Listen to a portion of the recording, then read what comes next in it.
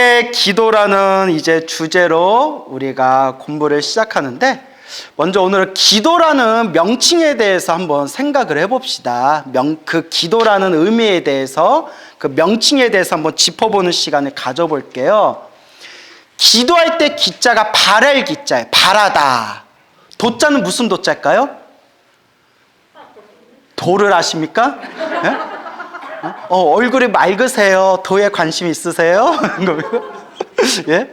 자, 빌도자예요. 빌도. 빌다. 기자도 무슨 기자?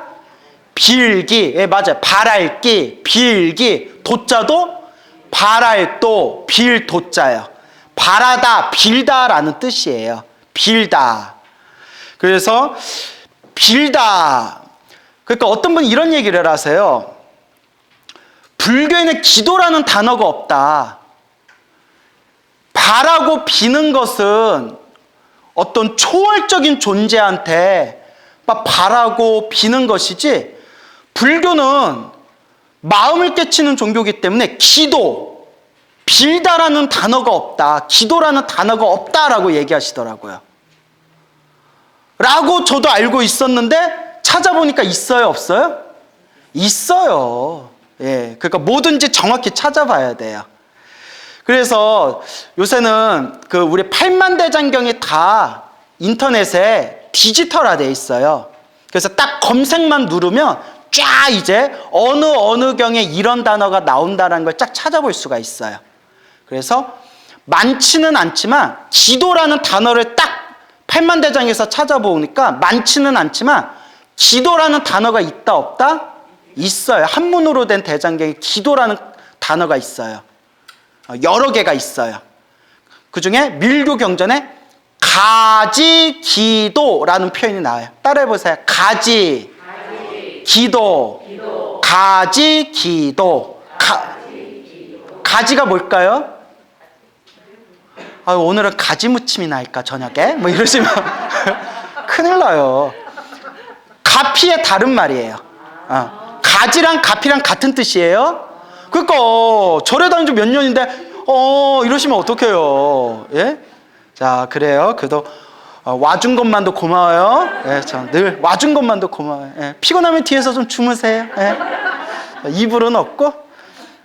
자, 그래서 가지는 가피의 다른 말이에요. 가피. 불보살님에게 은혜 받는 걸 가피라고 하잖아요. 그러니까 가지 기도하면 가지. 가피를 받기를 모아옵니다. 빕니다. 바라옵니다. 그래서 가지기도라는 단어가 밀교경전에도 나와요. 한문으로 다 번역할 때 기도라는 단어를 썼어요. 그리고 기도라는 단어보다 더 많이 쓰인 표현이 있어요. 기청이란 표현이 있어요. 따라해보세요. 기청. 기도할 때 도자가 바랄도, 빌도자로 했죠? 기청할 때 청자도 빌청자예요. 청할 청, 바랄 청, 빌청이란 뜻이에요. 그러니까 같은 뜻이에요, 여러분. 그래서 기청이란 단어가 나와요. 빌기, 빌청. 그리고 또 기구라는 표현도 많이 나와요. 무슨 구? 기구. 구자도 구할 구, 바라다, 빌다라는 뜻이 있어요.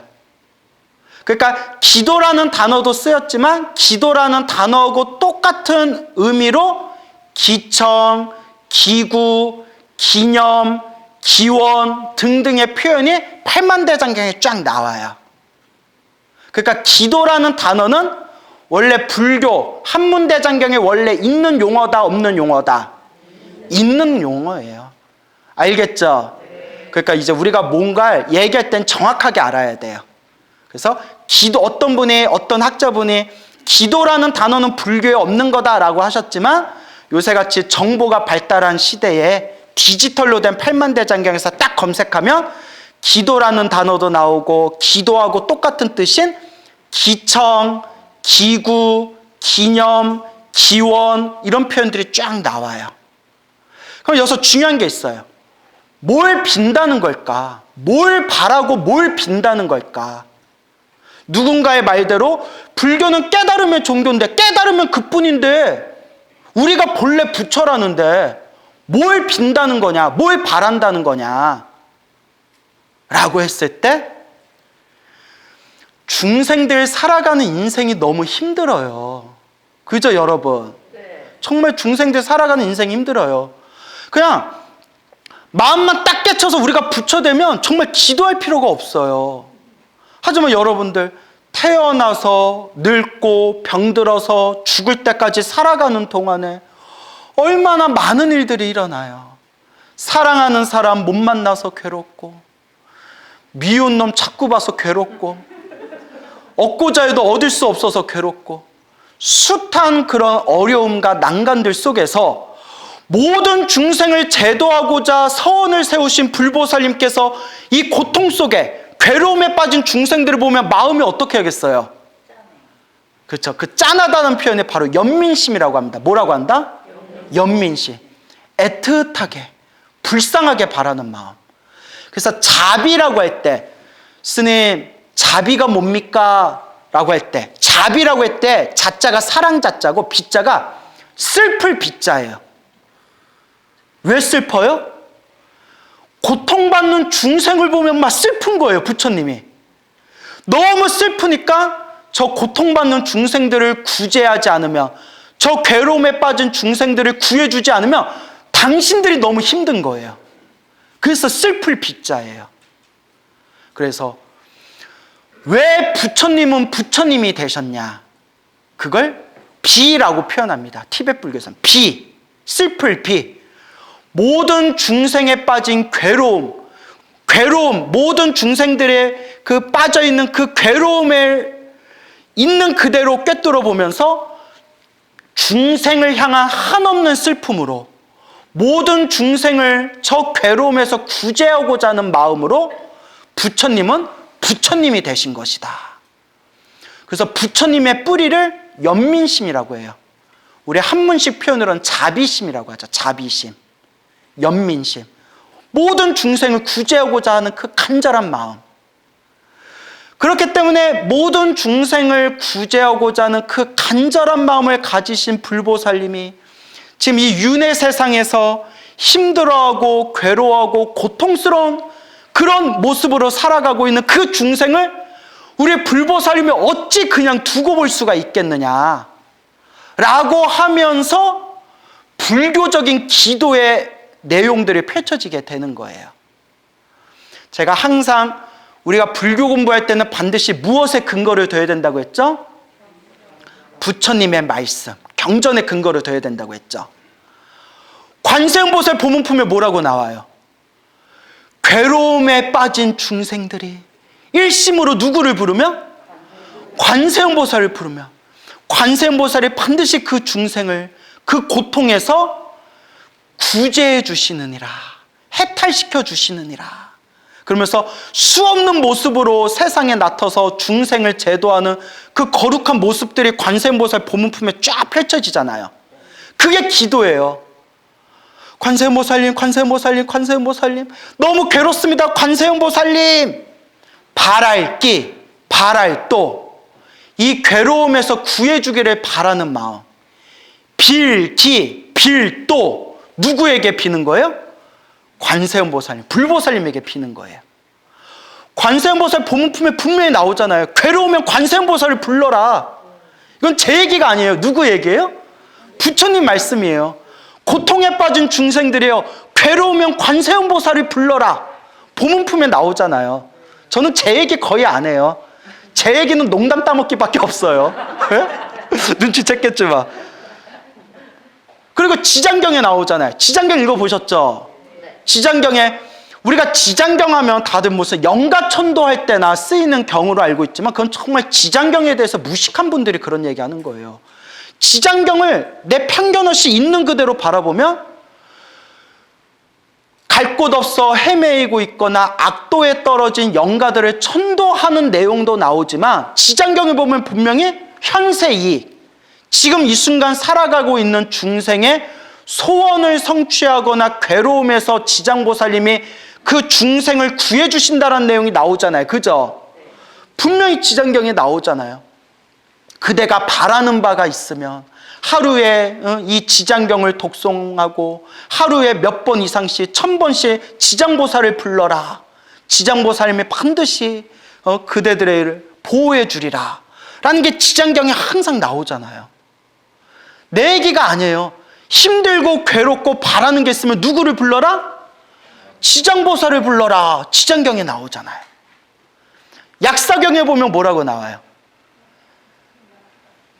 힘들고 괴롭고 병고에 빠진 중생들이 지극한 마음으로 약사경을 독송하고 약사열의 부처님의 명호를 부르고 약사 부처님이 우리 중생들에게 가르쳐 주신 이 약사 진언을 외우며 반드시 괴로움에서 벗어나게 되리라. 약사경에 나오잖아요. 수많은 대승경전에 한결같이 우리 부처님이 뭐라고 하셨냐? 기도하지 마라. 기도할 필요 없다. 마음을 깨치면 부처가 되는데 뭐하러 기도했냐라고 말씀하지 않으셨어요. 뭐라고 얘기하셨다? 중생들 눈높이에 딱 맞춰서 지금 당장 괴롭고 힘들고 덜덜 떨고 있는 중생한테 괜찮아. 네가 부처인데 뭐가 두려워. 괜찮아. 배고파? 왜 배고파? 네가 부처인데 왜 배고파? 이러면 그 사람이 중생이 알아듣겠어요? 못 알아듣겠어요? 못 알아듣죠. 당장 춥고 힘들고 괴로움 빠진 중생한테 빌어라. 불러라. 부처님을 부르고 보살님을 불러라. 반드시 그대를 고통에서 구해 주리라 라고 대승경전에서 한결같이 말씀하셨습니다. 기도는 불교의 아주 훌륭한 수행법이에요. 우리 지금 이 순간 괴로움에 빠져서 힘들고 괴롭고 답답한 이 고통에 빠진 중생에게 그 한 명의 중생에게라도 따스한 자비의 손길을 내밀어 그 괴로운 중생을 어루만져주고자 했던 불보살님의 위대한 자비의 에너지, 그게 바로 기도라는 거예요. 기도는 아주 훌륭한 수행법입니다. 아시겠죠? 예, 제 얘기가 아니라 부처님이 분명히 말씀하셨습니다. 힘들고 괴로우면 불보살을 불러라. 그리고 또 많은 분들이 이런 얘기를 하세요. 참선만 하면 되고 명상만 하면 되지 기도는 수준이 떨어지는 거다. 물론 저도 참선이 우리 부처님 가르침 중에 최상의 가르침이라는 걸 100% 인정을 해요. 저도 참선 수행을 나름대로 했던 사람이고, 하지만 한 가지 놓쳐서는 안 돼요. 참선하고 명상하시는 분들도 기도 수행을 할까요, 안 할까요? 언젠가부터 참선하고 명상한다는 사람들은 기도라는 이 부처님의 가르침을 우습게 여기기 시작하고, 마치 참선하는 사람들은 기도를 안 한다라는 착각에 빠진 분들도 있어요. 실제로 그런 분들을 봤어요. 하지만 뭐든지 근거가 있어야 된다고 했죠. 역대 참선이나 명상을 수행했었던 역대 선지식들의 그런 어떤 수행의 모습들을 살펴보면 참선을 하시던 선승들도 기도를 했다라는 기록이 많이 나와요. 자, 부처님 너무나 많지만 부처님 때로 한번 거슬러 볼까요? 요새 불교 명상이나 이런 게 요새 많이 유행하잖아요. 부처님 당시에 비구 스님들, 여러 명의 비구 스님들이 부처님께 수행 주제를 받고, 지금으로 치면 뭐 화두 같은 걸 받은 거죠. 수행 주제를 받고 이 수십 명의 비구 스님들이 깊은 숲속에 들어가서 이렇게 수행을 하셨대요. 수행을 하셨는데 그 숲에 원래 살고 있었던 숲의 신들이 있었대요. 경전에서는 목신이라고 나와요. 무슨 신? 예, 나무에 붙어 사는 신들, 목신, 숲의 신들이, 아니 스님들이 공부하겠다고 자기네들 숲에 들어와서 안 나가는 거예요. 그러니까 여러분들 개인 사유지에 모르는 사람들이 우르르 와서 몇 날 며칠 동안 텐트 쳐놓고 안 나가면 기분이 어떡하겠어요? 짜증날 거 아니에요. 그래서 목신들이 마음으로 앙심을 품어요. 야, 우리가 저 스님들을 괴롭혀가지고 빨리 내쫓아 버리자. 그래서 목신들이 밤마다 막 귀신의 모습으로 나타나거나 괴물의 모습으로 나타나거나 밤마다 막 히히히히 막 이렇게 경전에 나와요. 히히히히 막 이렇게 막 귀신 목소리를 내가지고 스님들을 공포에 덜덜 떨게 만들어서 스님들을 다 내쫓아 버려요. 수십 명의 스님들이 부처님이 계신 사원으로 돌아옵니다. 세존이시여, 저희들이 왔습니다. 부처님은 이 모든 걸 다 꿰뚫어 보셨지만 일부러 물어보세요. 다 아시면서 일부러 물어보세요. 그대들이여, 안거가 끝나지도 않았는데 어찌하여 이렇게 빨리 돌아왔느냐. 그 부처님께 그 숲에서 있었던 일들을 그대로 부처님께 자초지종을 설명해요. 그때 부처님께서 열애가 내가 그대들에게 가르침을 암송하겠다. 이 가르침을 잘 기억하고 숲에 가서 매일 외우거라 하고 부처님이 경 하나, 짧은 경전 하나를 이렇게 그 비구스님들에게 가르쳐줘요. 그래서 비구스님들이 그 경전을 딱 외우고 숲에 다시 돌아오는데 목신들이 깜짝 놀란 거예요. 머리가 빡빡이라 그런가, 쟤네들 도끼 있다. 이거 질기네. 야, 우리가 이대로 우리가 너 본때를 더 보여줘야겠는걸 막 이러고 있는데 이 스님들이 다 분위기가 달라요. 숲에 딱 앉자마자 부처님께서 가르쳐 주신 경전을 암송합니다. 그 경전이 바로 그 유명한 자비경. 인터넷에 자비경이라고 치면 쫙 나와요. 한마디로 모든 존재들이여 행복하여라.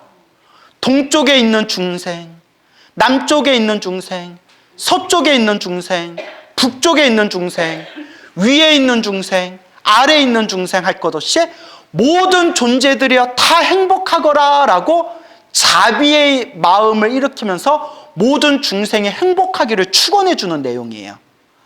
그 경전을 읽는 순간 그 숲이 진동을 일으키면서 목신들의 그 마음이 다 풀어지면서 이렇게 훌륭하신 스님들을 우리가 괴롭히려 했다니 하고 참회하면서 그 스님들이 오로지 수행에만 전념할 수 있도록 옆에서 그 목신들이 그 스님들을 안거가 끝날 때까지 지극정성으로 옆에서 시봉했다고 합니다. 이게 자비경의 유래예요. 그 후로 미얀마나 태국 같은 곳에서는 수행하다가 장애가 생길 때 혹은 신도들 집에 안 좋은 일이 생기거나 장애가 생겼을 때 반드시 읽어주는 대표적인 공덕경 중에 하나가 무슨 경이다? 자비경이에요. 이 경을 외우면 장애가 사라지고 나쁜 재앙이 사라지고 주변에 있는 영적인 존재들이 우리를 보호하게 됩니다. 이게 기도지 뭐예요? 그렇죠? 이게 기도잖아요. 부처님 때에도 이게 있었어요.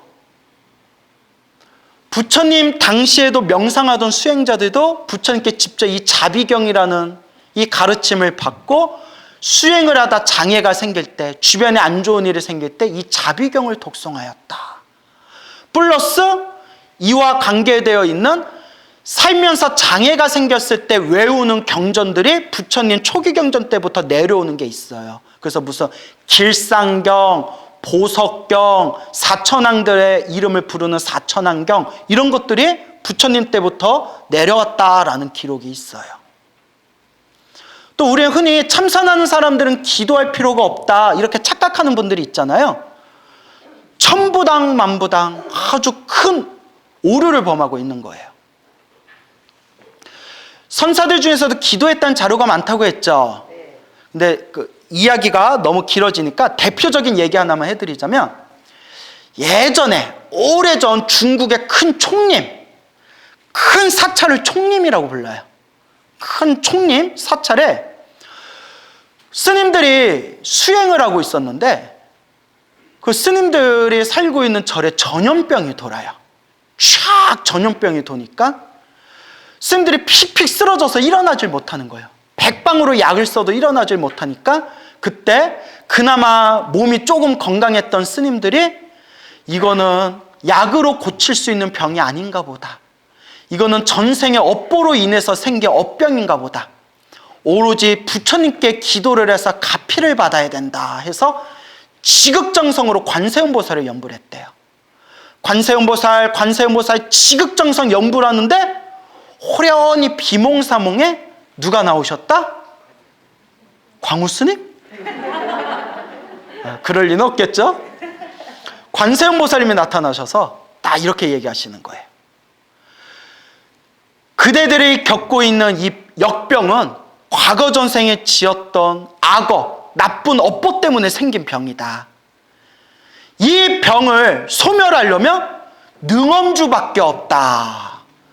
대중들은 지극정성 능엄주를 일심으로 독송해라 라고 비몽사몽의 관세음보살님이 다 얘기하고 사라지시는 거예요. 아니, 우리 같으면 관세음보살 나타나신 김에 좀 더 이렇게 뿅 하고 이렇게 좀 치료해 주시면 되는데, 역시 인생은 공짜가 있어요, 없어요? 없어요. 능엄주를 외워라. 그 관세음보살 현몽을 하고 난 뒤에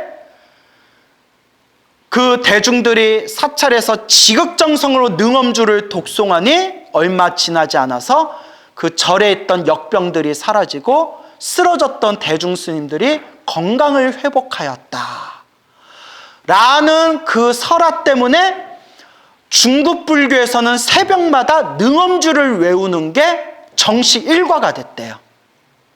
정식 일과가 됐고, 나중에는 선종 사찰에서도, 나중에는 참선을 하는 선종 사찰에서도 새벽에는 능엄주를 외우고 저녁에는 예불대 참회문, 108참회문을 외웠대요. 그 옛날 자료를 보시고 성철 스님께서 그때부터 사람들에게 능엄주를 시키고 108배를 시켰던 거예요. 그래서 우리나라를 대표하는 최고의 선승이 바로 성철 스님이시지만, 성철 스님도 제자들에게, 신도들에게 항상 기도해라 기도해라 하면서 아비라 기도를 스스로 만드셨어요. 아비라 기도라고 아시나요? 엄청 빡센 기도 있어요. 엄청나게 뻑세요.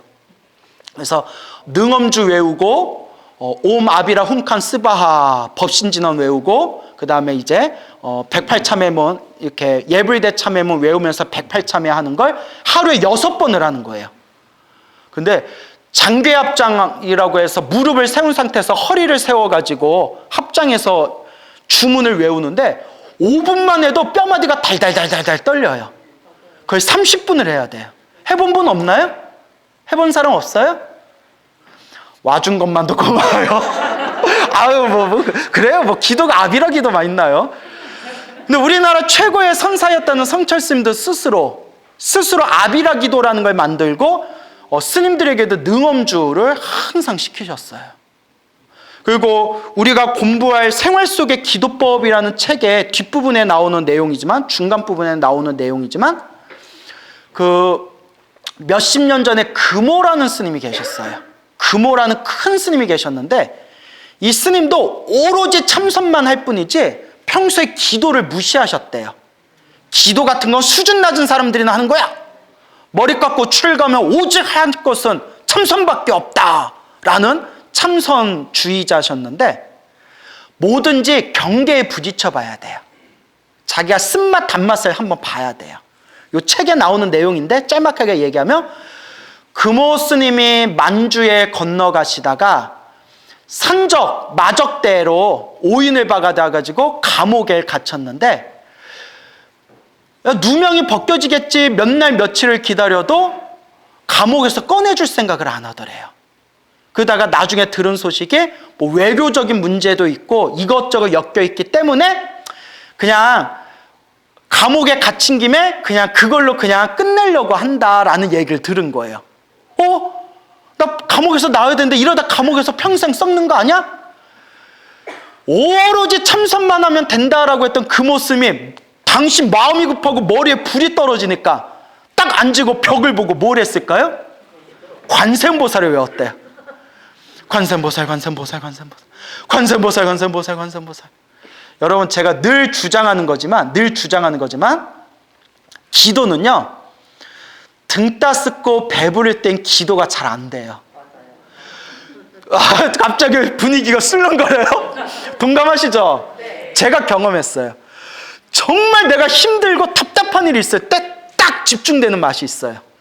그리고 부처님 이것만 잘 해결되면 제가 더 열심히 기도하겠습니다 해놓고 다시 배부르고 등 떠쓰게 되면 어떻게 돼요?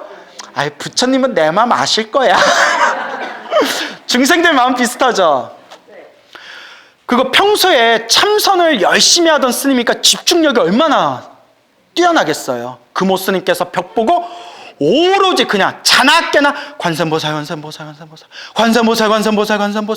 오로지 관세음보살을 딱 부르는 순간 3일 밤낮이 지난 뒤에 웬 모르는 처음 보는 사람이 지나가다가 창문에 있는 그 쇠창살을 쑥 뽑아주고 가더래요.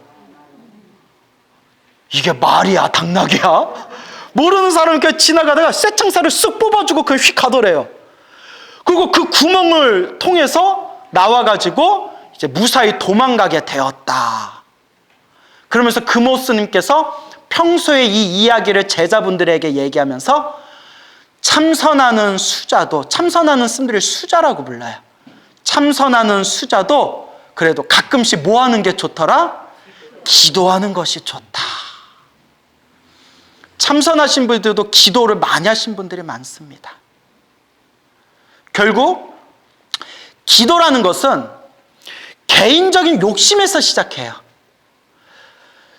많은 불자분들, 특히 어머님 되는 많은 불자님들이 처음 절에 딱 발을 딛거나 기도를 열심히 시작하게 된 첫 계기가 통계적으로 가장 많은 게 언제냐?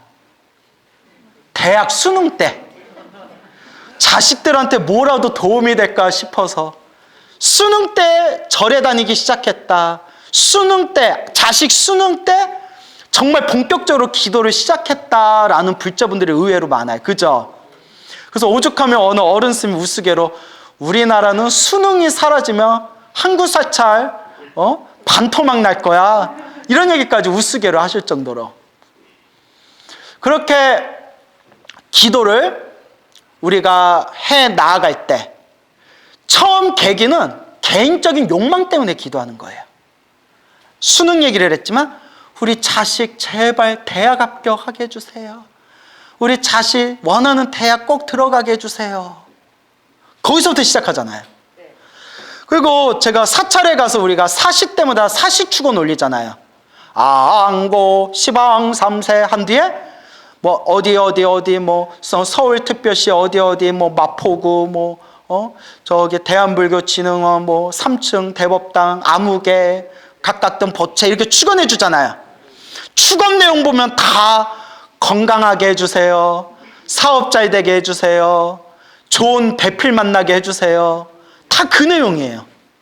축원문 보면 다 그 내용이에요. 자기 개인적으로 잘 되게 해주세요. 처음엔 다 자기 욕망으로 시작해요. 그래서 어떤 분은 예전에 이런 걸 굉장히 신랄하게 꾸짖는 그런 학자분들도 있었어요. 이런 자기 잘되게 해주세요라는 기복신앙이 불교를 망친다. 그래서 기복불교가 없어져야 불교가 살아난다 라고 주장하는 분들도 있었어요. 저도 20대 때는 그 말이 맞다고 생각했어요. 그 말이 맞다. 기복불교 싹 없어져야 된다. 그런 이기적인 마음으로 무슨 절에 다니고 부처님 공부를 한단 말인가 라고 생각했는데 이제는 아니에요. 제가 산전수전 쓴맛 단맛 보니까 와준 것만도 고마워요. 와준 것만도 고마워요. 자, 티베트에 유명한 큰 스님이 계세요. 티베트에 유명한 큰 스님이 계신데 누가 이런 질문을 던졌어요. 스님, 기복불교에 대해서 어떻게 생각하십니까? 전 당연히 평생 팔만대장경을 연구하시고 깊이 그 수행을 닦으신 분이기 때문에 기복불교에 대해서 안 좋게 얘기할 줄 알았어요. 근데 놀랍게도 기복불교는 아주 좋은 겁니다 라고 하더라고요. 아니 왜요? 부처님은 중생들 수준에 맞춰서 법을 설했습니다. 높은 수준의 수행자도 있을 것이고 중간 수준의 불자도 있을 것이고 아주 낮은 수준의 사람들도 있을 겁니다. 그 한 사람 한 사람 눈높이에 맞춰서 법을 설하셨고 가장 첫 번째 기초 단계가 바로 기복신앙입니다. 우리 불교는 복과 지혜를 함께 닦으라고 했습니다.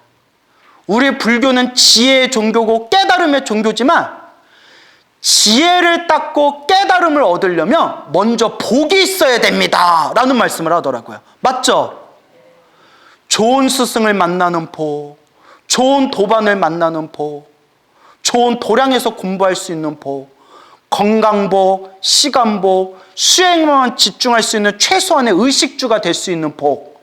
복이 있어야 수행도 할 수 있고 지혜도 닦을 수 있고 깨달음도 성취할 수가 있습니다. 내 복을 쌓는 그 첫걸음이 기복신앙입니다. 비록 내 가족, 나의 욕망을 위해서 절에 다니면서 공약물을 올리지만 어쨌거나 보시를 하는 것 자체가 내 복을 쌓는 겁니다. 그리고 사람들 수준은 저마다 차이가 있기 때문에 기복신앙일지언정 절에 와서 부처님께 절이라도 한번 하고 부처님을 향해서 기도라도 한번 더 하면 그게 부처님과 인연이 되어가지고 결국 언젠가는 기복신앙으로 절에 왔다 하더라도 언젠가는 그 인연이 결국은 성불할 수 있는 큰 깨달음의 인연으로 이어지게 될 겁니다. 그러니 절에 와서 부처님께 공양을 올리고 절을 올리고 기도 한 번이라도 더 하는 불자들을 우리가 칭찬할지언정 기복신앙이라고 무시해서는 안 됩니다. 내가 이걸 듣고 깜짝 놀랐어요. 이야, 공부하신 큰 스님들은 다르구나. 이런 관점에서 생각할 수가 있구나. 그래서 제가 입버릇처럼 하는 얘기가 뭐 한 것만도 고맙습니다. 와준 것만도 고맙습니다. 부처님 도량에 와서 부처님 가르침 한 번이라도 들은 공덕으로 여러분들은 깨달음을 얻을 수 있는 인연을 심게 되었습니다 라고 말씀드리는 거예요. 동감이 되십니까? 안 돼요 하면 우리 관계 어떻게 돼요? 어색해지는 거죠. 그래서 기복신앙이라 하더라도 기도하는 건 좋은 거예요. 그래서 저는 여기서 내 수준을 조금씩 높여서 요새 많이 불자분들에게 드리는 이야기가 내 개인적인 소원을 위해서 기도하되 우리 아이 잘 되게 해주세요. 우리 남편 잘 되게 해주세요. 우리 가족 건강하게 잘 되게 해주세요. 기도를 하되 기도의 마지막은 반드시 무엇으로 끝내라? 그렇죠. 사옹서원으로 끝내라 라고 말씀을 드리는 거예요. 중생을 다 건지오리다. 번뇌를 다 끊어오리다. 법문을 다 배우오리다. 불도를 반드시 이루오리다. 내 개인적인 욕망을 위해서 기도해도 좋으니까 기도 마지막은 반드시 무엇으로 마무리해라? 사옹서원으로 마무리하십시오. 그렇게 내 수준을 점점 높여나가는 거예요. 그래서 어느 불자님한테 굉장히 감동적인 기분 좋은 편지를 받았어요. 어느 거사님이셨는데 짧게 요약하면 이런 내용이에요. 너무 살아가는 게 힘들고 답답하고 궁해가지고 혹시나 해서 이 종교 저 종교 기웃기웃 거리다가 불교를 만났대요. 그리고 매일매일 기도를 했대요. 부처님 돈 많이 벌게 해주세요. 부처님 제발 저 대박나게 해주세요. 그래서 부처님 저 돈 많이 벌게 해주세요. 사업 잘 되게 해주세요. 대박나게 해주세요 라고만 비니까 마음에 좀 찔리더래요. 그래서 뭐라고 하나 더 붙였냐면 부처님 저 돈 많이 벌게 해주시고 대박나게 해주세요. 저 잘 되면 갚을게요. 부처님이 예? 예. 저 잘 되면 갚을게요. 아우, 좀 돈 좀 많이 벌게 해주세요. 그런 마음으로 절에 몇 년 다니면서, 그러면서 기도하고 절에 다니다 보니까 부처님 가르침이 뭘까? 불교가 뭘까? 라는 생각이 들더래요.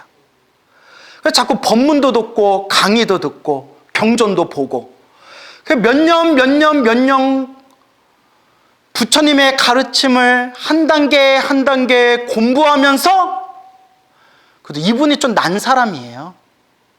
자, 결론이 그분이 지금 어떻게 기도하느냐. 저 잘 되게 해주세요. 저 돈 많이 벌게 해주세요. 라는 기도는 일체 안 하고 오직 하나. 모든 중생이 행복하게 해주세요.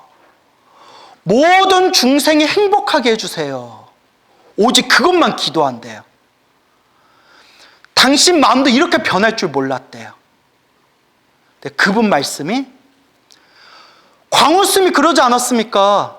스님 법문에 보니까 그런 내용 나오지 않습니까? 나도 중생이고 내 가족도 중생이고 모든 존재가 중생이기 때문에 모든 중생 행복하게 해주세요 라는 거에 누가 들어간다? 나도 들어가고 내 가족들도 들어간다.